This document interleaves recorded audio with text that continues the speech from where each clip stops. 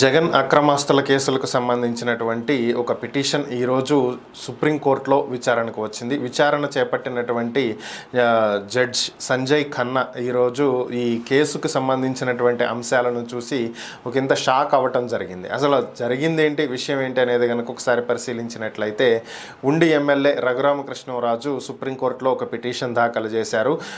జగన్కి సంబంధించినటువంటి అక్రమాస్తులకు సంబంధించిన కేసులన్నీ కూడా తెలంగాణ కోర్టులో పెండింగ్లో ఉన్నాయని, వీటిని డిశ్చార్జ్ పిటిషన్లు వేస్తూ జాప్యం చేస్తూ పోతున్నారని, కేసులు ముందుకు వెళ్ళనివ్వట్లేదని, కాబట్టి తెలంగాణ నుంచి ఈ కేసుల్ని వేరొక రాష్ట్రానికి షిఫ్ట్ చేసి అక్కడ త్వరితగతిన విచారణ జరిపించి దీంట్లో దోషులకు శిక్ష పడేలాగా చర్యలు తీసుకోవాలి అంటూ ఆయన సుప్రీంకోర్టును ఆశ్రయించడం జరిగింది. ఈ సందర్భంలో ఆయన ఈ పిటిషన్ విచారణకు వచ్చినటువంటి నేపథ్యంలో సిబిఐ తరపున న్యాయవాదులు వాదన వినిపించడానికి ఈరోజు అవకాశం కల్పించారు. ఈ సందర్భంగా ఈ కేసులకు సంబంధించినటువంటి వివరాలు చూసినటువంటి జడ్జి ఒకంత షాక్ అవ్వటం జరిగింది. ఇన్ని కేసులు పెండింగ్లో ఉంటే అసలు ఏం చేస్తున్నారు, ఛార్జ్ షీట్లు ఫైల్ అయినా కూడా ఇంకా ట్రయల్ ఎందుకు మొదలు పెట్టలేదు అని చెప్పి ఆయన ప్రశ్నించడం జరిగింది. అయితే డిశ్చార్జ్ పిటిషన్లు వేస్తూ వెళ్తున్నారని, ఈ కారణం చేతే లేట్ అవుతుందని, ఈ కోర్టులో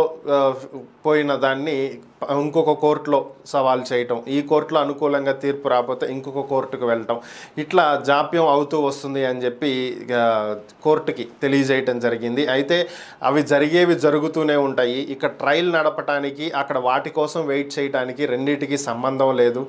సో ఈ కోర్టు కాదని ఇంకో కోర్టు, పై కోర్టు అని ఆ పై కోర్టు అని వాళ్ళు తిరుగుతున్నా కూడా, డిశ్చార్జ్ పిటిషన్లు వేస్తున్నా కూడా ట్రయల్ అయితే రన్ చెయ్యండి, సో దీన్ని ఆపటానికి వీల్లేదు అని చెప్పి ఆయన ఈ సందర్భంగా చెప్పడం జరిగింది. అయితే సిబిఐ తరపున వాదనలు వినిపించేటువంటి న్యాయవాది ఇంకా అందుబాటులోకి రాలేదు అని చెప్పినటువంటి నేపథ్యంలో మధ్యాహ్నం 2:30 గంటలకల్లా ఆయన్ని కోర్టు ముందు ఉంచాలని, ఖచ్చితంగా ఆయన వాదనలు వినిపించాలి అని చెప్పి జడ్జి ఆదేశాలు ఇవ్వటం జరిగింది. మరి 2:30 తర్వాత పరిస్థితులు ఏం జరుగుతున్నాయి అనేది అయితే ఇంకా తెలియాల్సి ఉంది.